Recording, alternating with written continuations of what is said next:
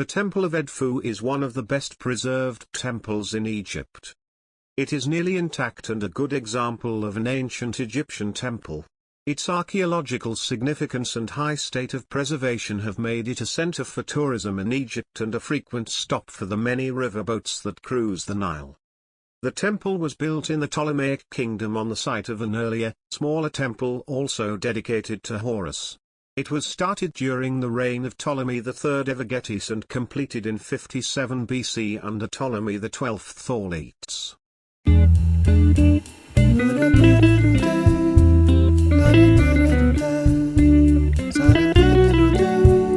There is a small chapel attached to the temple.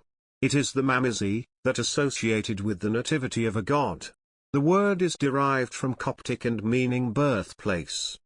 The mamazi was to confirm the restoration of royal power that each dynasty will strive to assert in the very heart of the great sanctuaries of the country, including the Roman emperors.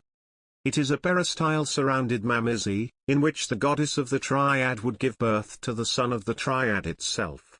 The son, whose divine birth was celebrated annually, was associated with the pharaoh.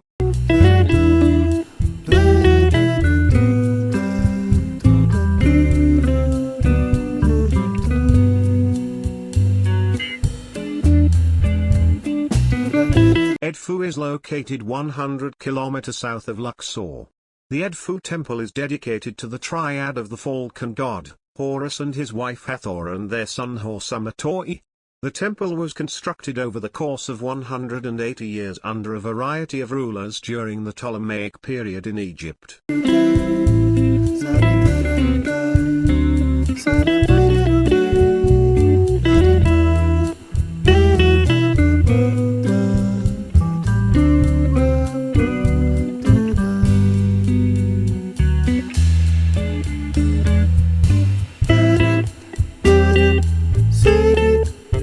The Temple of Edfu maintains the classical structure of ancient Egypt, beginning with a massive entrance pylon, 36 meters of height and 70 meters of width, covered with sunk relief carvings which were originally brightly painted.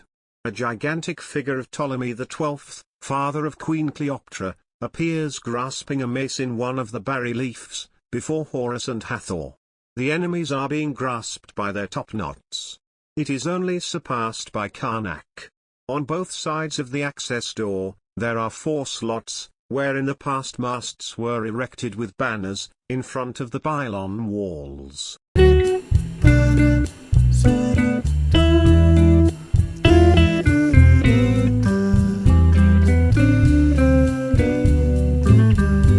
The monumental gateway of the Temple of Edfu leads to a large paved courtyard which is surrounded on 3 of its 4 sides by 32 columns. Immediately to the right and left are scenes carved on the forecourt walls concerning the Feast of the Joyous Union, one of the most important festivals at Edfu. This festival celebrated the sacred marriage between Horus of Edfu and Hathor of Dendera. The majority of the rites took place outside the temple, allowing the wider population to witness them.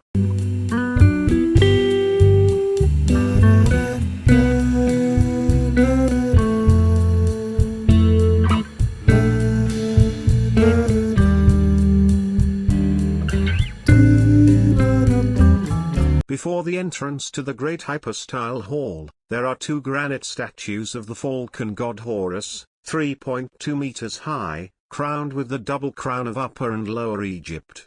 The falcon on the left is in a great state of conservation. Horus, in ancient Egyptian religion, a god in the form of a falcon whose right eye was the sun or morning star, representing power and quintessence, and whose left eye was the moon or evening star, representing healing.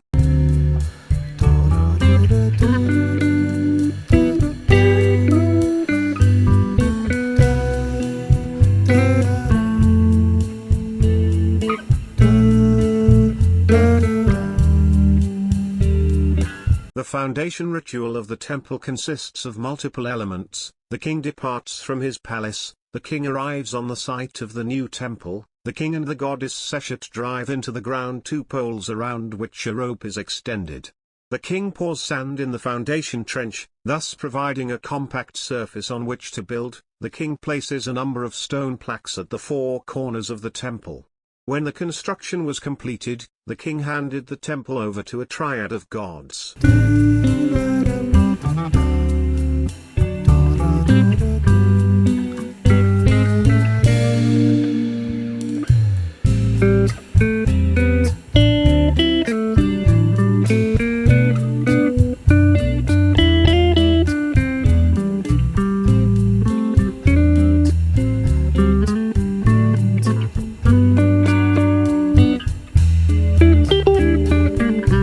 Taking the form of miniature boats called sacred barks, these model vessels were covered in gold foil and encrusted with precious gemstone inlays of lapis lazuli, turquoise, and carnelian.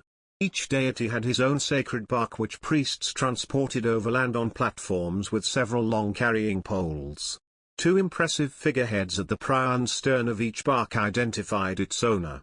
Horus's bark had falcon's head figureheads since that bird was sacred to him.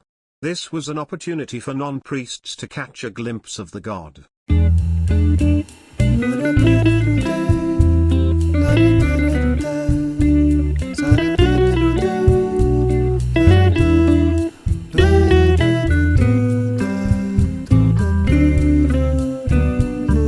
At the end of the temple is the sanctuary, which includes a niche of grey granite, where the statue of the god is supposed to be placed. In front of the naos is a pedestal for the resting of the divine boat. Inside the sanctuary is a replica of the wooden bark, in which Horus' statue would be taken out of the temple in procession during festive occasions. The original is now in the Louvre, Paris, France. The sanctuary is surrounded by 12 rooms from the outside, where many religious scenes on their walls were depicted.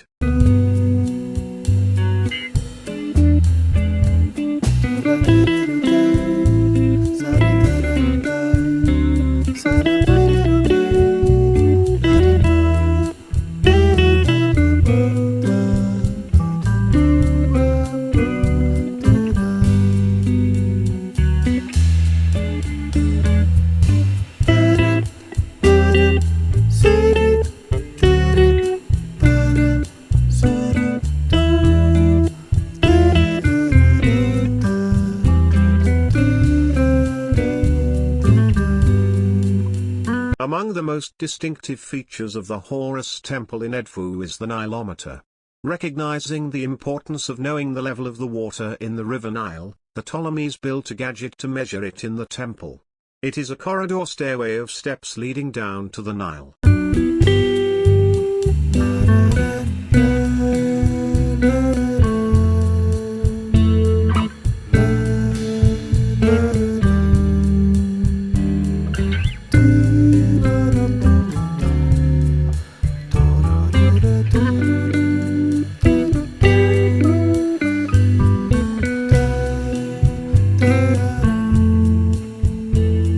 On the inner walls there are also important scenes and inscriptions of the sacred drama which related the age-old conflict between Horus and Seth. Seth was the uncle of Horus. After killing his brother, Osiris wanted to seize power in Egypt that legally belonged to Horus. After many fights and numerous deceptions, Horus won and sat on the Egyptian throne.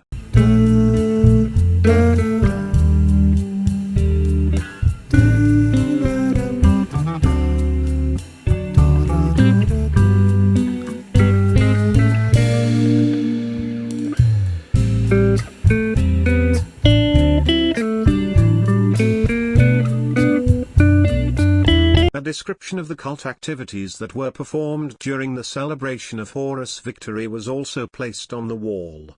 The highlight was a ritual show that took place in the waters of the Nile.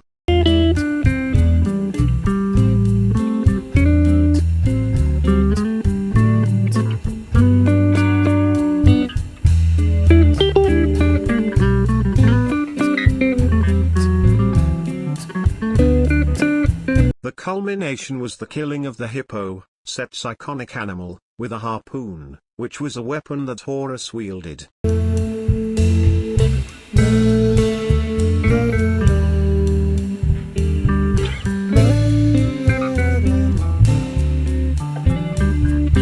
this, he became one of the most cherished and beloved deities in Egyptian culture and religion. In the ancient times, every new king was thought to be a manifestation of Horus. This was because Horus took the throne from Seth and became the ultimate ruler after Set had taken it from Osiris.